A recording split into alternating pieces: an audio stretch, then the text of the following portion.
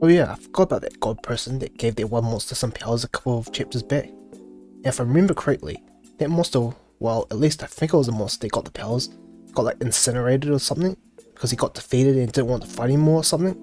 Now I'm wondering, why did that god person give those powers to that monster?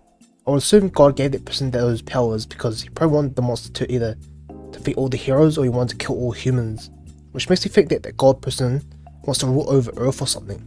But that god person also said after he gave Garo his new powers, you shall be my representative. I wonder what he means by that.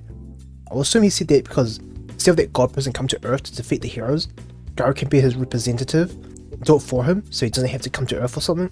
Also, Garo's new cosmic form is pretty cool. Now I thought like the previous form was going to be like his last form, because what else could he turn into? I was not expecting Garo to transform into like a cosmic form. So it seems like Garo's new cosmic powers is pretty much like the power of the sun, because he used nuclear fission and gamma ray burst, which are processes that are related to the sun, I'm pretty sure. Also, when Garo used gamma ray burst, it kind of reminded me of that Yu-Gi-Oh card, Diffusion Wave Motion, because they both kind of look very similar.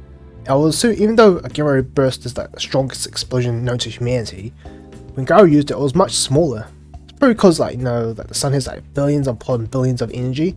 Even a dying sun will probably have lots of like energy compared to Garo, which is why it didn't destroy the Earth. When Saitama and Garo are both using consecutive normal punches at the same time, they're literally just like fist bumping each other over and over again.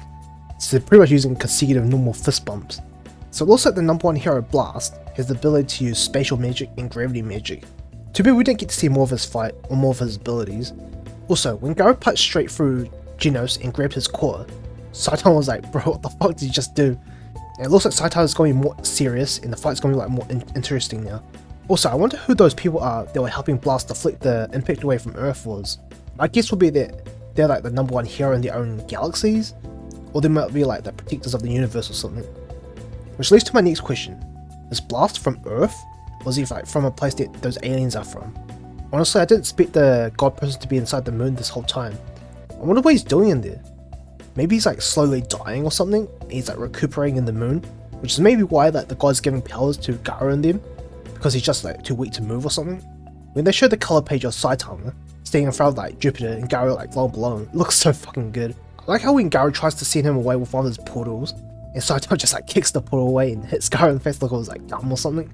And when Garo tries to surprise Saitama with a punch through the portal, and Saitama just grabs the portal and just flips it around so he can punch Garo.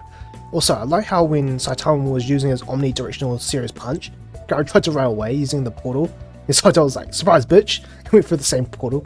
If I was Garo and saw a naked man coming through the same portal behind me, and saw that face, I'll be scared shitless. Saitama literally punched Garo so hard, destroyed the moon and created his own constellation, except now the constellation is made of like moon fragments now. I wonder what's going to happen next, because if Garo is just going to copy Saitama's moves endlessly, wouldn't it just end in a stalemate?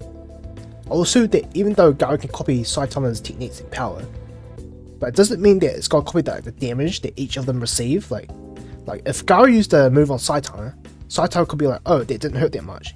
And if Saitama used a move against Garo, and Garo could be like, oh, that hurt a lot or something. So they might be like taking different damages, potentially. Also, imagine if they end up battling in Jupiter. That'd be so sick. Overall, a pretty decent chapter. We got to see Garo's new cosmic form, his new moves. We got to see Blast and his abilities. We don't know who those other aliens are that were helping Blast. The god has been the whole moon this whole time. And it seems like Saitama can easily beat Garo with one hand, potentially. And we got to see some of Saitama's cool new moves.